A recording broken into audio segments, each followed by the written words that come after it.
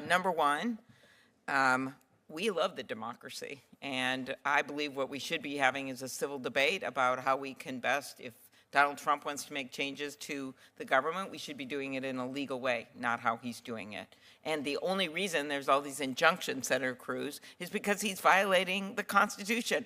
Why would Trump-appointed judges... Why don't you file them in red districts? Senator Cruz. Why... What did you just say? Why don't you file them in red districts? Why are the Democrat attorneys general seeking out left-wing, blue, esteemed quite patient with Senator Cruz's activity in this building. Senator Whitehouse. He's entitled to... I'm just going to ask for a point of order. Madam Klobuchar, Senator Klobuchar. Senator Moody, we have debates on this committee. They occur regularly. Let's let her have her time, and then we'll get back to that. If you want to wait, we'll get back to Senator Cruz. She's welcome to Senator answer the question or not. Go ahead. Hey, everybody. Welcome back to the channel. Your home for real talk, conservative values, and standing up for the Constitution. If you're new here, don't forget to like, subscribe, and hit that bell so big tech doesn't hide our content. Today, folks, I want to react to one of the latest spectacles in our so-called civil government. A Senate hearing featuring Senator Amy Klobuchar and, of course, Ted Cruz, who always seems to be right in the thick of the action standing up for our side. The topic? Universal injunctions. And as usual, it turned into a mudslinging contest against President Trump and anyone who dares to challenge the left's narrative. Let's dive in, and I'll give you my honest, patriotic opinion every step of the way.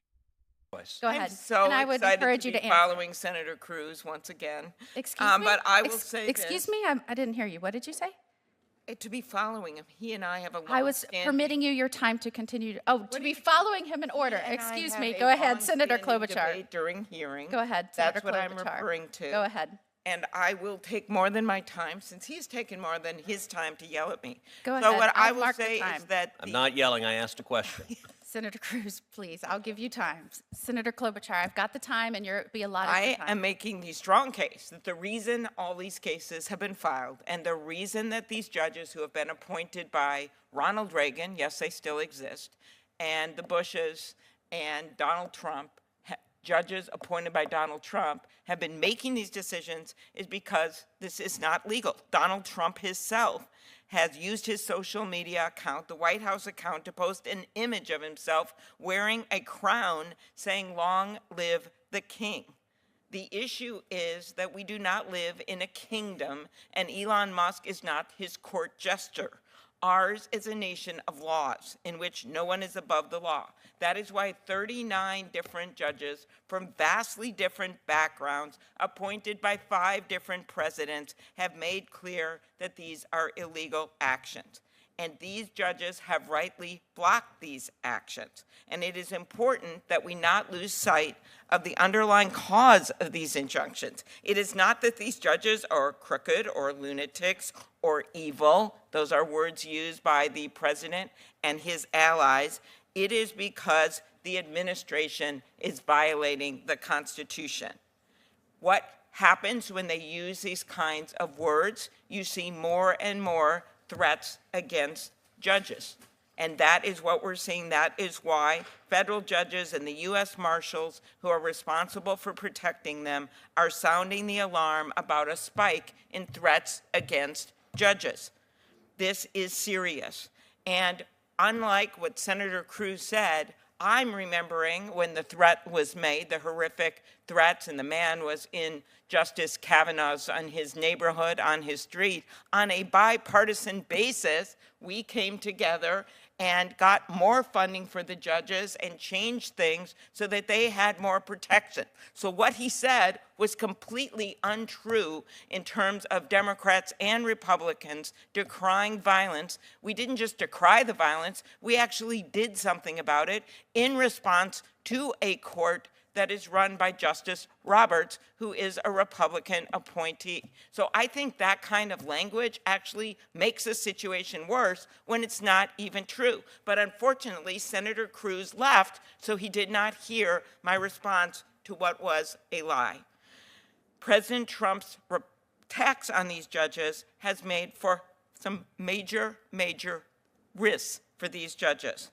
I would ask you, Mr. Panuccio, and not in a partisan way, just normal, as a partner in a law firm, have you ever taken to social media to personally attack a judge who ruled against you? That's all my question is. Senator, thanks for the question. I think that attacking judges personally and not their reasoning, well, let me just give you a quote. I want to tell you, Gorsuch, I want to tell you, Kavanaugh, you have released the whirlwind and you will pay the price. I've asked you. Want to know, you won't know what hit you if you go forward with those awful decisions. That was something that Senator Schumer said, and I thought it was awful, and it unleashed a wave of violent threats against Supreme Court justices. I do think that's problematic, that kind of language. I have no doubt the language is a problem on the left or right. I was just asking you if you have ever personally attacked a judge after you disagreed with the ruling. I'm asking you I have if not. you did it. Thank you.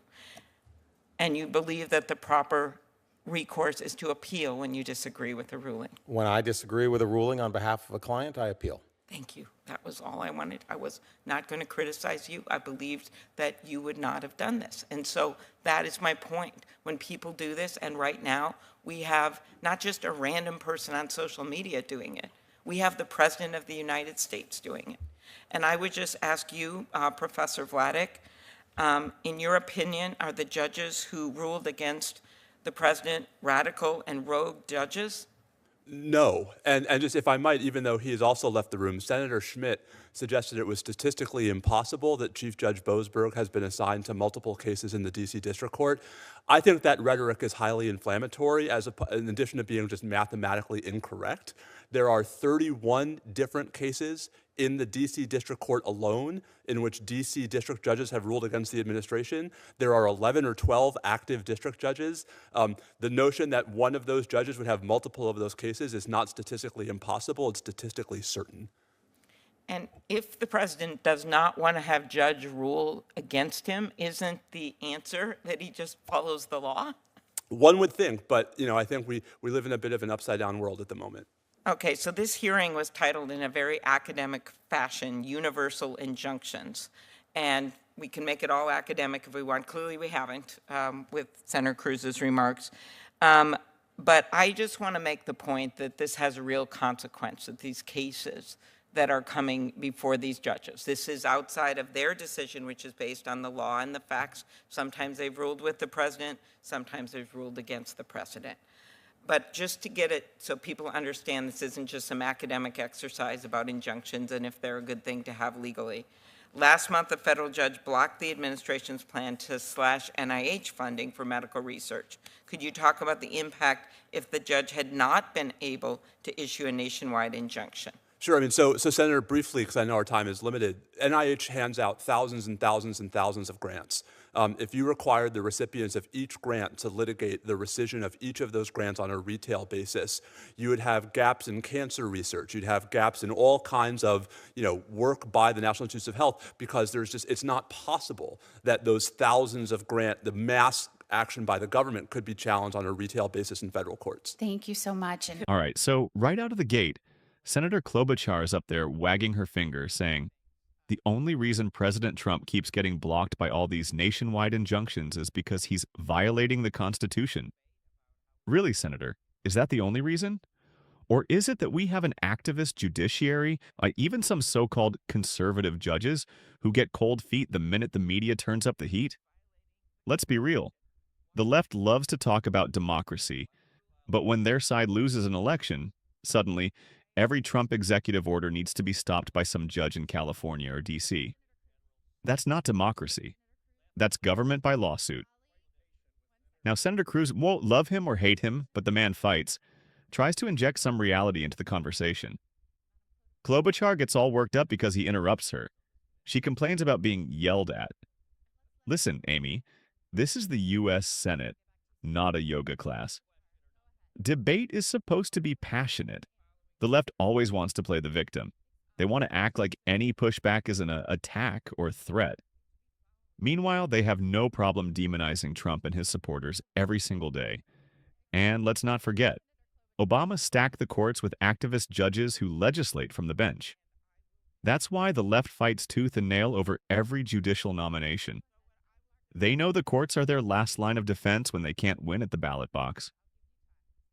Klobuchar then claims Trump's rhetoric puts judges in danger and that 39 judges from different backgrounds have blocked Trump's actions. She tries to paint Trump supporters as some kind of mob threatening the judiciary. Let me be clear. Violence and threats are never okay. But let's not pretend the left is innocent here. Remember when Chuck Schumer stood on the Supreme Court steps and threatened Gorsuch and Kavanaugh by name? You have unleashed the whirlwind. You will pay the price. That's not just rhetoric. That's incitement, plain and simple. But the media barely covered it. And when Justice Kavanaugh's life was threatened, it was the Republicans, and yes, some Democrats, who came together to beef up protection. But don't let Klobuchar fool you into thinking her party is always the adult in the room. Now we get to this witness, Mr. Panuccio, who says it's wrong to attack judges personally, not their reasoning. Fair enough, I agree. But let's not act like calling out activist judges is some kind of crime. The left attacks Clarence Thomas, Sam Alito, and anyone else who doesn't rule their way. They dig into their families, their finances, their faith. But when Trump points out that a judge is making a political decision, suddenly it's an attack on democracy. Give me a break. Let's get real. These nationwide injunctions are a new phenomenon. For most of American history, judges issued rulings that applied to the parties in the case, not the whole country. But now, if one Obama appointee in Hawaii doesn't like a Trump policy, boom, the whole nation is blocked. That's not how the founders designed the system. That's judicial tyranny. And by the way, if NIH funding is so critical, why does the left use it as a political football every time they want to scare people? Cancer research matters, but so do borders, national security, and the Constitution. So, to sum it up, this hearing was just another excuse for Democrats to grandstand and attack President Trump. They want you to believe that universal injunctions are just good government, protecting the rule of law. But really, it's about stopping any conservative policy in its tracks, no matter how many elections we win.